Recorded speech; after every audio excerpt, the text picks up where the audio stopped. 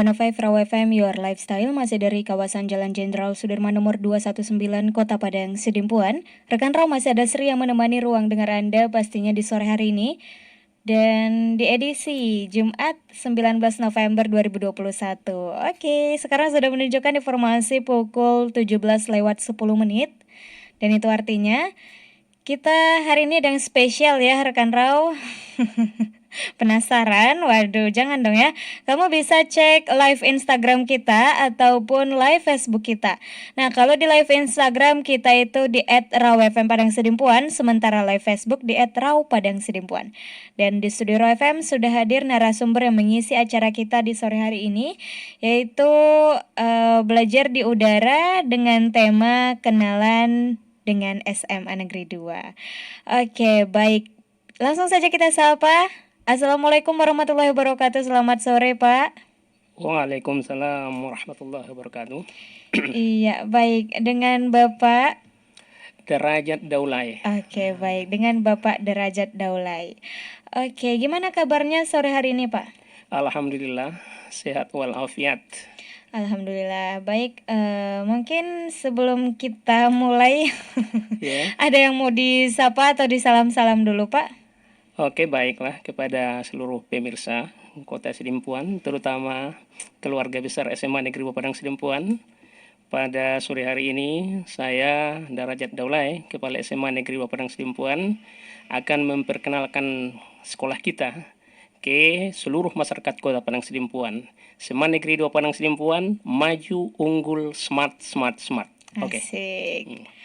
Oke, baik. Nah, Bapak ini Bapak Derajat Daulay selaku Kepala Sekolah SMA Negeri 2, benar ya Pak ya? Iya. Nah, sejak kapan Bapak menjabat sebagai Kepala Sekolah di SMA Negeri 2 Padang Sidimpuan nih? Oke, baik. Saya diberikan amanah menjadi Kepala Sekolah di SMA Negeri Padang Sidimpuan sejak bulan Juli tahun 2020. Berarti sampai sekarang berarti sudah ada sekitar 1 tahun 4 bulan kira-kira seperti itulah. Iya, baik. 1 tahun 4 bulan. Berarti udah cukup lumayan lama ya Pak ya? Gitulah. Oke, baik. Sebelumnya itu Bapak menjabat selaku sebagai apa Pak? Jadi sebelum menjadi Kepala Sekolah di SMA Negeri Padang Sidimpuan, saya Kepala Sekolah di SMA Negeri 1 Angkola Selatan di Kabupaten Tapanuli Selatan, mulai tahun 2008 sampai 2020, kira-kira 12 tahun. Saya menjadi Kepala Sekolah di Kabupaten Tapanuli Selatan. Kebetulan memang saya agak muda dulu diangkat ketika berusia 33 tahun, ya diamanahkan menjadi Kepala Sekolah. Alhamdulillah, luar biasa banget ya. Berarti di Angkola Selatan itu jabatan yang paling lama ya Pak ya? Iya. Baik. Oke deh, nah berapa jumlah rombel dan jumlah siswa di SMA Negeri 2 Kota Padang Sidimpuan saat ini Pak? Untuk saat ini, tahun pelajaran 2020-2021 ini, jumlah siswa kita ada 714 siswa, dan itu terbagi dalam 20 rombongan belajar. Untuk kelas 10 itu ada 7 rombongan belajar, kelas 11 ada 6, dan kelas 12 ada 7. Dan yang lebih menariknya adalah tahun ini memang animo daripada masyarakat untuk masuk ke sekolah kita ini sangat luar biasa sekali. Yang kita terima hanya 252 orang, tapi yang mendaftar ada sampai 700 orang. Waduh. Makanya 2 lokal itu adalah laboratorium fisika yang kita jadikan sebagai ruang belajar untuk siswa. Baik, berarti di tahun ini ya bertambah ya Pak ya? Bertambah, betul. Oke, baik. Sementara untuk jumlah guru dan TU di SMA Negeri 2 Padang Sidimpuan, kira-kira ada berapa jumlahnya Pak? Untuk guru itu ada 3 modelnya sekarang sekolah kita. Ada guru PNS, yang kedua ada guru honor provinsi, yang ketiga ada honor komite. Kalau untuk PNS itu jumlahnya 42 orang. Kemudian kalau honor provinsi itu ada 4 orang. Dan honor komite ada 7 orang. Sedangkan tata usaha kita itu ada 3 orang. Jadi jumlahnya kita semua itu 63 orang. Mulai daripada guru, TU, penjaga sekolah, satpam, itu ada 63 orang kita semua. Baik. Nah, ini yang menarik nih. Ya. visi dari SMA Negeri 2 Padang Sidempuan. Oke. Jadi setiap organisasi itu, organisasi pun apapun itu namanya, itu harus memiliki impian ke depan. Nah, itu dalam istilah apanya itu disebut dengan visi, gambaran kehidupan yang dicita-citakan di masa yang akan datang. Kami SMA Negeri 2 Padang Sidempuan, visi kita adalah kita ingin menjadikan sekolah ini pertama menjadi sekolah yang berprestasi, yang kedua sekolah yang disiplin, yang ketiga sekolah yang bermartabat, kemudian yang berwawasan kebangsaan dan berwawasan lingkungan berdasarkan nilai-nilai agama dan Pancasila. Itulah cita-cita kami seluruh stakeholder di SMA Negeri 2 Padang Sidempuan. Oke, baik. Visi. Sementara untuk misinya, Pak? Misinya itu ada 10. Mungkin pada saat ini tidak bisa saya sebutkan satu persatu. Akan tetapi yang paling apa di situ, yang paling urgent yaitu itu ada 10 visinya. Yang paling urgent nomor 10 ada itu visinya, itu mengembangkan kepemimpinan yang demokratis, demokratis, egaliter dan partisipatif. Maksudnya di situ saya selaku kepala sekolah ya harus bersikap demokratis dalam arti harus bisa menerima kritik, harus bisa menerima saran, kemudian harus bisa menerima pendapat-pendapat daripada guru dan siswa, dan juga saya harus bersikap dekat dengan mereka.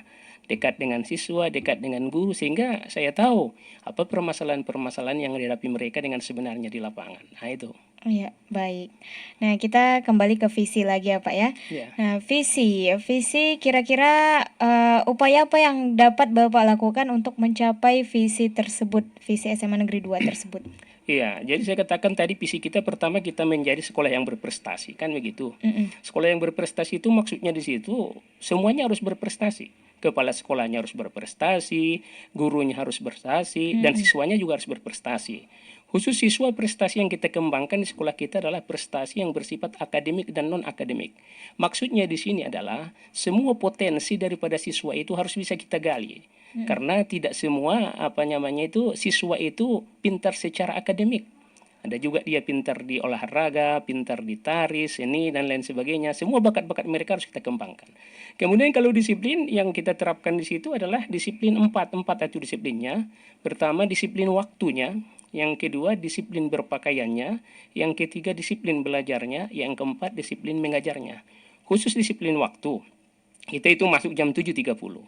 Makanya setiap pagi itu guru BP dan guru piket itu sudah ada di pintu gerbang untuk menyambut kedatangan daripada anak-anak ini. Sehingga tiap hari kita tahu, dari hari ke hari kita tahu, kita kalkulasikan berapa siswa yang terlambat setiap hari.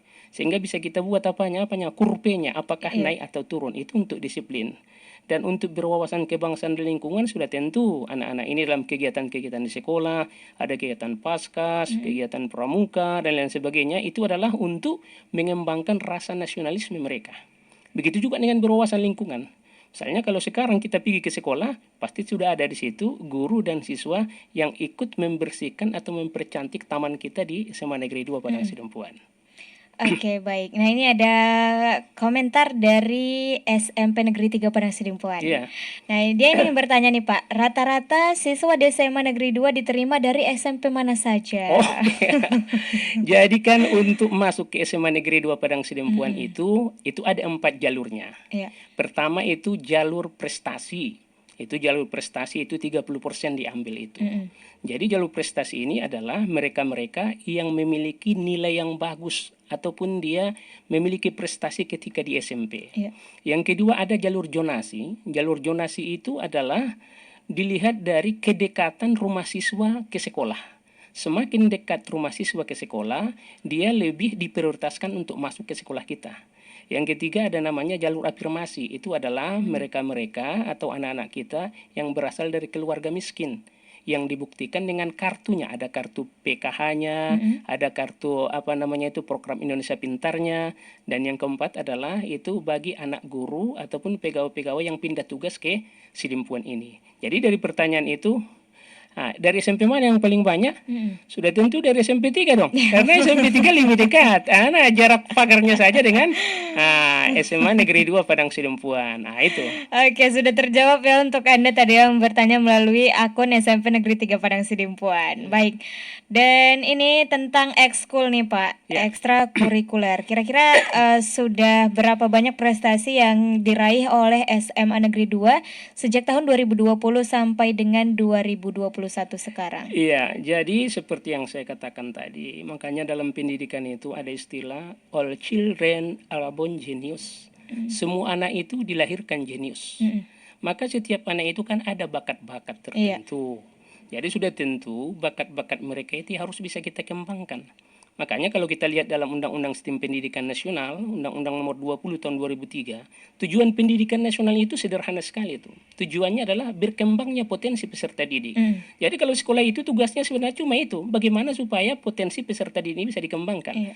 Kalau di SMA Negeri 2 Padang Sidempuan, itu bakat-bakat daripada anak itu kita kembangkan sesuai dengan apa yang mau dia kembangkan. Makanya siapa yang untuk karate ada, untuk yang berpuisi ada, untuk yang menari ada, untuk pramuka ada, untuk paskas ada, untuk yang menyanyi ada, untuk PMR ada. Jadi semua itu kita sahuti potensi-potensi daripada anak itu untuk bisa kita kembangkan. Nah, begitu yang kita lakukan di sekolah kita. Oke, baik. Kemudian, apa upaya yang dapat Bapak lakukan untuk mempersiapkan siswa-siswi masuk ke PTN? Oh enggak. Jadi untuk masuk ke perguruan tinggi itu kan ada 3 itu jalurnya. Pertama namanya jalur seleksi nasional masuk perguruan tinggi. Kalau dulu disebut dengan jalur undangan. Iya. Nah, jalur undangan ini adalah bagi siswa-siswi yang masuk dalam 40% nilai tertinggi.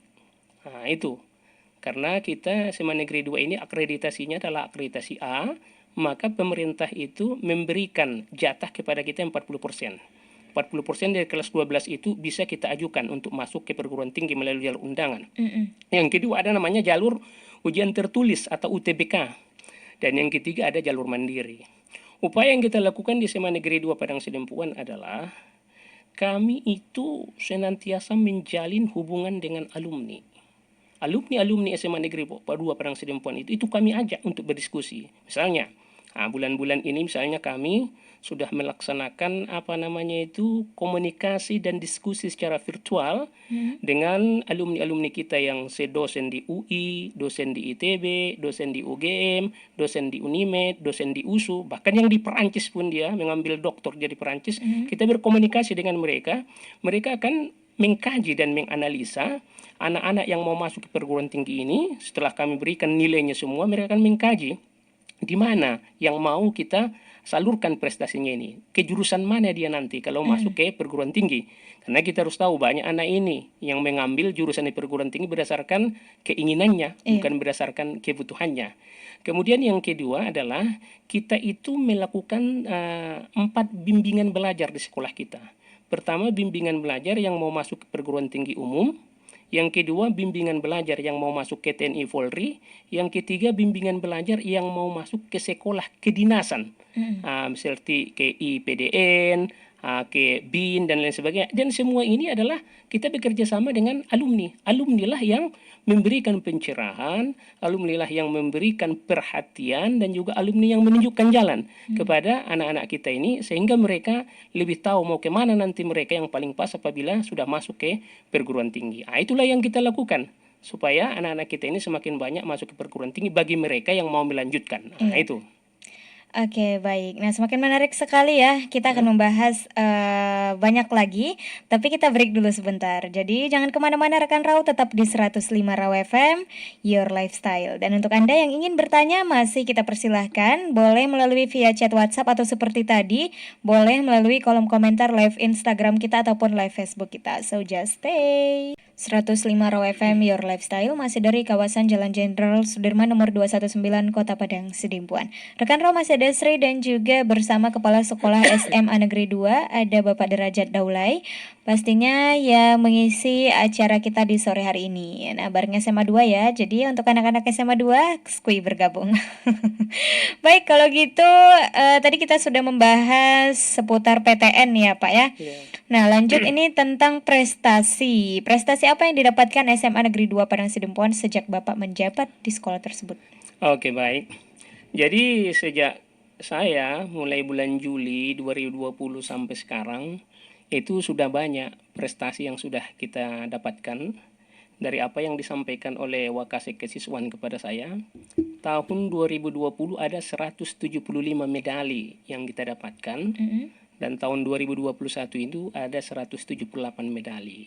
Jadi untuk tahun 2020 bahkan kita sampai ke tingkat nasional. Itu dalam kegiatan KOPSI. KOPSI itu adalah kompetisi penelitian siswa Indonesia.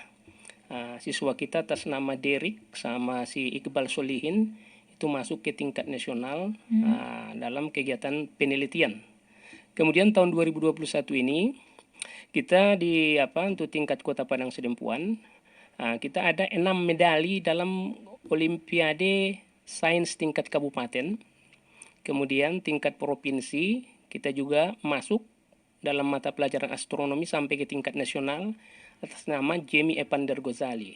Samping itu, kira-kira 2 minggu yang lalu, anak kita yang bernama Muhammad Evan, dia mendapatkan 3 medali emas itu dalam cabang renang se-Sumatera Utara. Dan juga anak kita, namanya Otoni Gulo, dia juga juara 1 lomba 5 km se-Sumatera Utara. Jadi itu yang kita lakukan itu semuanya adalah karena sudah kita bina di sekolah kita sebelum mereka terjun melaksanakan kegiatan-kegiatan tersebut. Dan yang paling penting yang harus diketahui masyarakat Kota Padang Sidempuan, semua apa yang kita lakukan untuk anak-anak kita itu, baik itu olimpiade, baik itu olahraga dan lain sebagainya, itu gratis semuanya itu. Tidak ada kita minta uang atau dana dari orang tua siswa. Itu yang kita lakukan di sekolah kita. Makanya anak-anak itu berlomba-lomba untuk memberikan yang terbaik demi nama baik daripada sekolah kita. Itu. Oke, baik. Nah, ini ada pertanyaan dari pendengar nih. Ya. Namanya Ilyas. Iya, apa? Iya. Ini pertanyaannya buat Pak Ketua PGRI Padang Sidempuan. Iya.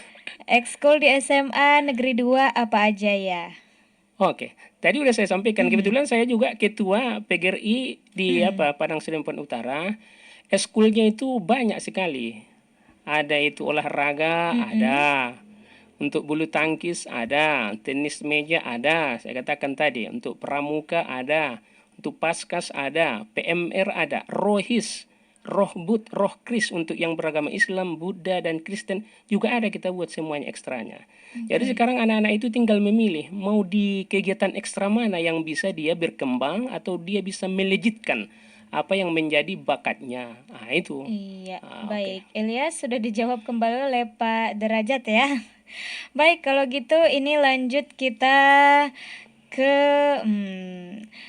kira-kira nih Pak, kami dengar Bapak Kepala Sekolah berprestasi tingkat nasional tahun 2011. Ya. Boleh ceritakan pengalaman Bapak? Oke, jadi kebetulan ketika saya menjadi kepala sekolah di SMA Negeri 1 Angkola Selatan di Kabupaten Tapanuli Selatan, saya mengikuti pemilihan kepala sekolah berprestasi mulai dari tingkat kabupaten, provinsi sampai ke tingkat nasional. Itu SMA Negeri 1 Angkola Selatan itu sering saya katakan dulu dengan istilah sekolah di kampung tapi bukan kampungan. Itu dulu SMA Negeri 1 Angkola Selatan, karena siswanya itu berasal dari golongan menengah ke bawah, orang-orang yang miskin itu siswa-siswinya. Jadi pada saat itu ketika saya ikuti, mulai dari tingkat kabupaten saya dapatkan juara 1, di tingkat provinsi juga saya dapatkan juara 1, dan di tingkat nasional saya dapatkan juara 6 se-Indonesia dari 33 provinsi. Itulah sedikit apa prestasi yang pernah saya raih menjadi kepala sekolah. Itu. Oke, baik. Itu sedikit pengalaman dari Bapak Derajat ya. Mungkin ya bisa kamu contoh. Hmm. Oke, baik. Selanjutnya kami dengar juga nih Pak ya. Hmm. Bapak juga pencipta dan penyanyi lagu Tapsel Oh. Mandeling Natal. Waduh, lengkap Ah. banget deh ya. Boleh Pak ceritakan pengalamannya? Oke, jadi memang kesibukan saya yang lain itu saya kebetulan dikasih Tuhan sedikit darah seni. Mm. Dari seni saya ini juga diciptakan oleh guru saya ketika saya di SMA Negeri 2 Padang Sidimpuan. Ada namanya Ibu Mita Utauruk. Itu guru kesenian saya dulu yang mengajari saya main gitar. Jadi kebetulan tahun berapa itu ya? Tahun 2014 saya sebenarnya pernah kecewa. Kecewanya itu ketika ada perlombaan yaitu lomba menyanyi antar siswa dalam rangka ulang tahun Tapsel pada saat itu. Ada anak saya, yaitu siswa kita, jago memang dia menyanyi, tapi pada saat itu beliau tidak menang. Nah, karena tidak menang kekecewaan itu, maka saya membuat sebuah kreativitas. Saya ambil gitar, saya mulai-mulai, saya ciptakan lagu. Setelah saya ciptakan itu lagu, ya saya mintalah, saya panggil anak ini semua. Anak-anak yang kalah dalam perlombaan itu saya masukkan. Nah, kami buat apanya, syutingnya semuanya, bahkan sampai videonya pun ada itu. Nah, bisa saya kasih nanti di raw ini apanya itu, apa namanya, CD-nya itu, ya Oke, kan? baik. Nah, Waduh. itu. Jadi itulah yang saya lakukan. Makanya di SMA Negeri 2 ini pun itu sudah saya ciptakan beberapa lagu, cuma menunggu momen yang tepat. Kapan mereka akan kita buat syuting. Jadi maksud saya di situ adalah bisa juga kita mengajak orang, memotivasi orang, menginspirasi orang dengan musik. Nah, itu yang kita lakukan supaya tidak monoton Iya. kehidupan ini. Karena anak-anak pun juga seperti itu. Kalau kepala sekolahnya nggak gaul sedikit, mereka pun senang itu. Nah, itu yang Iya. mau saya apakan, tunjukkan. Nah, Baik. Nah, ini yang ada bertanya juga nih Pak dari via chat WhatsApp. ya. Oke, ini ada Dinda, siswi SMA Negeri 2 Padang Sidimpuan. Hmm. Katanya saat ada guru yang melaporkan ada murid yang tidak disiplin, apa yang pihak sekolah lakukan? Oke. Jadi sebenarnya kan seperti yang saya katakan, disiplin kita itu kan ada 4 tadi saya sampaikan. Fisik kita itu disiplin waktu, disiplin berpakaian, disiplin belajar, dan disiplin mengajar. Dan kita juga sudah ada tata tertib daripada siswa, ada tata tertib daripada guru. Jadi pelanggaran-pelanggaran atau kekurang disiplinan yang dilakukan oleh siswa, ya kita sesuaikan dengan apa tata tertib kita. Tapi pada intinya kita kalau ada siswa yang melanggar, itu adalah kita lakukan pembinaan secara apa namanya itu, secara akademik, dalam arti kita membina mereka adalah bukan karena kita dendam, kan tetapi karena rasa sayang kita kepada mereka. Iya. Nah, itu yang kita lakukan. Makanya apabila ada kesalahan itu kita lakukan secara hukuman secara mendidik bagi mereka. Nah, itu. Oke, baik. Lanjut pertanyaan di belakangnya. Apakah menjadi kepala sekolah itu sulit? Oke, apakah menjadi kepala sekolah itu tergantung Iya. ya, tergantung kepada orangnya, ya kan. Jadi sebenarnya seorang kepala sekolah itu ketika dia bisa menciptakan kultur sekolah yang kondusif, maksudnya kultur sekolah yang kondusif, bisa dia ciptakan suasana psikologis, perasaan yang ada di hati daripada guru dan siswa, itu mudah sebenarnya itu. Nah, makanya kita itu mengembangkan namanya manajemen partisipatif. Manajemen partisipatif itu adalah ketika sebelum kita mengambil decision making, mengambil keputusan, makanya kita bertanya dulu, tanya kepada guru, tanya kepada siswa, bagaimana pandangan-pandangan mereka. Sehingga setelah kita ketahui apa pandangan mereka, baru kita ambil sebuah keputusan. Kalau seperti itu kita lakukan, insya Allah memimpin sekolah itu tidak sulit. Tapi kalau kita otoriter, mau menang sendiri, marah-marah, itu tidak akan bisa itu. Itulah beda pemimpin dengan penguasa. Kalau pemimpin sedikit marahnya, kalau penguasa sedikit-sedikit marah. Itu bedanya. Oke, baik. Luar biasa banget. Jadi kita tahu ya beda pemimpin dengan Iya, penguasa. iya. Oke, baik. Nah, lanjut di belakangnya nih Pak. Apa yang akan Bapak lakukan atau pihak sekolah lakukan ketika ada murid yang mungkin tidak naik kelas? Oh, tidak naik kelas. Makanya begini, kalau sebenarnya kalau di kurikulum K13 ini tidak ada istilah tidak naik kelas.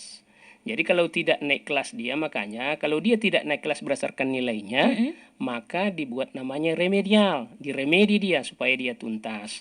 Tapi kalau memang beliau itu juga tidak tuntas, saya memang ambil kebijakan kalau memang dia tidak naik kelas, tidak lagi mau bersekolah di SMA Negeri 2 Padang Sidempuan, ya kita berikan kesempatan kepada dia untuk hijrah, pindah kepada sekolah yang lain. Bukan berarti masa depannya suram, belum tentu. Bisa saja kalau dia di sekolah yang lain, bisa dia menemukan potensinya kembali.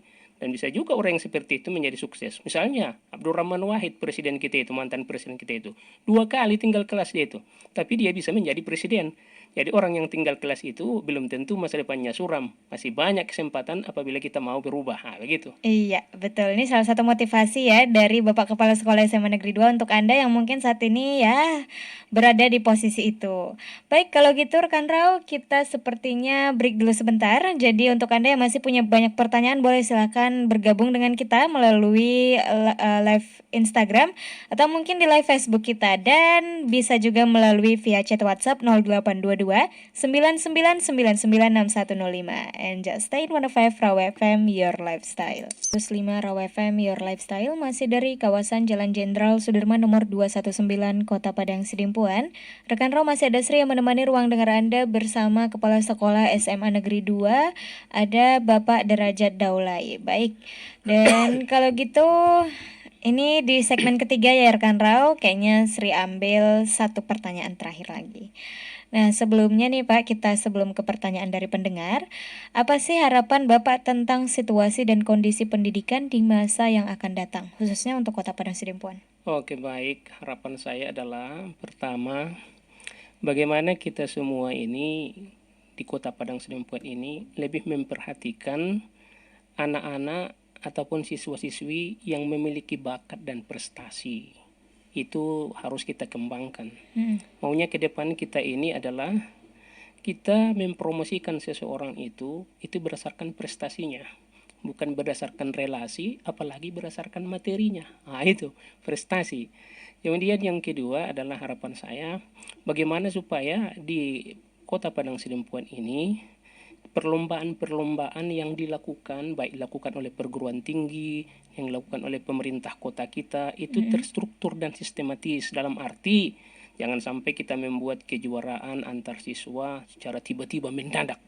Datang suratnya hari ini, besok harus siap dilaksanakan. Tidak akan bisa maju seperti itu. Kemudian yang berikutnya adalah kita harus memberikan perhatian penuh kepada anak-anak yang berasal dari keluarga miskin, kan tetapi punya prestasi.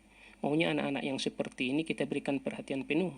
Kayak kita di SMA Negeri 2 Padang Sidempuan, anak-anak yang berprestasi, masuk dia di perguruan tinggi negeri, tapi berasal dari keluarga yang kurang mampu, itu kita santuni itu.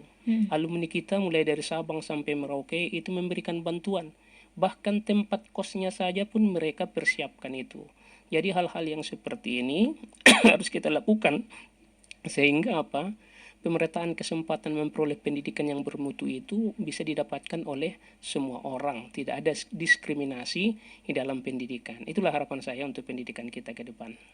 Oke, baik. Dan kali ini kita ambil satu pertanyaan terakhir ya Pak, dari via chat WhatsApp. Ini ada yang bertanya, apa hal yang Bapak lakukan ketika pertama kali diamanahkan menjadi seorang kepala sekolah? Oke. Jadi yang pertama kita harus tahu bahwasanya kita harus tahu siapa sebenarnya teman yang paling setia. Teman yang paling setia itu bukan pacar kita. Teman yang paling setia bukan istri kita, bukan suami kita. Teman yang paling setia itu adalah regulasi, peraturan. Jadi yang pertama sekali kalau kita menjadi pimpinan dimanapun, pertama pelajari dulu aturan main daripada organisasi yang Anda pimpin. Misalnya kalau kita di bidang pendidikan, baca dulu Undang-Undang Sistem Pendidikan Nasional bagaimana, sampai turunannya sampai ke bawah. Itu kita baca, itu harus kita pedomani. Yang kedua adalah kita harus melakukan wawasan teritorial. Wawasan teritorial itu kita lihat dulu bagaimana kondisi daripada siswa kita. Bagaimana kondisi ekonominya, berapa jumlah keluarganya. Kemudian yang ketiga bagaimana kondisi daripada guru-guru kita. Jadi kadang-kadang kita mau terbang akan tetapi situasi dan kondisinya tidak memungkinkan. Nah, jadi ketika kita ketahui bagaimana kekuatan kita, apa kelemahan kita, apa tantangan kita, apa peluang kita, dari situlah kita melakukan sebuah gerakan yang baru. Jadi oleh karena itu gerakan apapun apa yang kita lakukan itu harus berdasarkan fakta-fakta yang kita temukan di lapangan. Jangan berdasarkan asumsi. Kalau berdasarkan asumsi nanti keputusannya banyak yang ngawur itu. Makanya itulah bedanya orang yang proaktif dan orang yang reaktif. Orang yang reaktif itu itu ada dulu masalah, baru dia bertindak. Nah, kita tidak seperti itu. Kita lihat semuanya, kita lihat apa kekuatannya, apa kelemahannya, baru kita berbuat. Nah, itulah yang yang kita lakukan ketika kita mau memimpin sebuah organisasi apapun namanya. Kira begitu. Oke, baik. Dan sebagai penutup closing statement di acara kita sore hari ini bersama SMA Negeri 2, nah boleh nggak Pak disampaikan sedikit kesimpulan untuk sore hari ini? Oke, kesimpulannya adalah bahwasanya quality is everyone business. Kualitas itu adalah urusan daripada semua orang. Jadi pendidikan itu berhasil, jangan serahkan semuanya ke sekolah. Jadi orang tua, masyarakat, pemerintah harus bersatu. Karena bagaimanapun kalau orang tua misalnya, orang tua itu sama anak, apalagi di masa pandemi seperti sekarang ini, lebih banyak waktu anak-anak sama orang tua. Iya. Ini kan kita lihat banyak orang tua yang bingung. Bahkan sampai rambut anaknya pun tidak bisa dia tertibkan, ya kan? Makanya di sini harus ada kerjasama kita. Makanya ada sebuah muatan lokal, katakannya kearifan lokal di daerah kita yang kita sebut dengan saanak saburu. Inilah yang hilang sekarang dalam diri kita. Kalau anak kita itu dibimbing bahkan dihukum oleh guru, jangan marah. Itu karena rasa sayangnya itu. Kalau orang tua marah, nanti gurunya tidak mau tahu lagi dia kepada siswa itu. Jadi oleh karena itu kita harapkan kita semuanya, mari kita kembangkan nilai-nilai lokal kita, sanak sabur ini, sehingga apa? Ketika anak bapak atau ibu berhasil, itu juga adalah keberhasilan daripada bapak dan ibu guru di sekolah.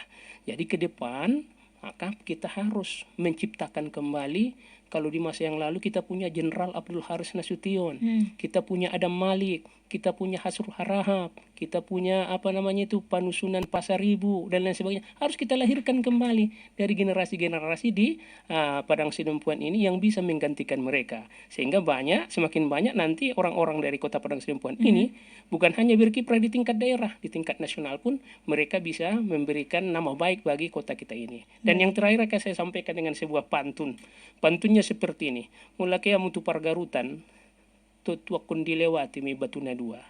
Pula pordorowat daganak tak berhasil dalam kehidupan, mari maita pasikola tu SMA Negeri 2. Asik, mantap, SMA 2 keren ya. Baik, kalau gitu terima kasih untuk Pak Derajat Daulay. Terima kasih untuk waktunya, sudah meluangkan waktu ke studio Raw FM kita. Dan sampai bertemu kembali Pak di lain waktu. Dan terima kasih juga untuk seluruh pendengar setia Raw FM yang sudah bergabung dengan kita sejak tadi di informasi pukul 17:10 sampai dengan sekarang. Baik, akhir kata dari Sri dan juga Bapak Derajat Daulay, selamat sore dan wassalamualaikum warahmatullahi wabarakatuh. Waalaikumsalam warahmatullahi wabarakatuh.